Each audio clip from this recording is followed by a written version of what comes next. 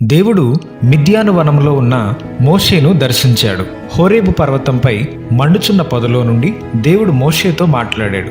నా ప్రజలు వెట్టి చాకిరి చేస్తూ శ్రమలు అనుభవించడం నేను చూశాను.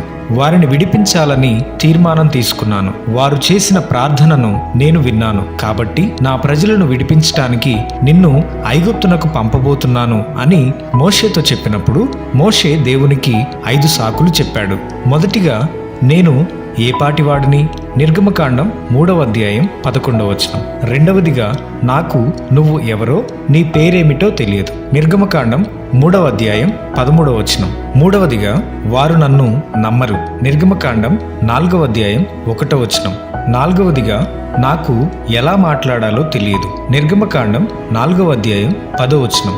ఐదవదిగా, నాకు బదులుగా వేరే వారిని పంపించు. నిర్గమకాండం 4వ అధ్యాయం 13వ వచనం.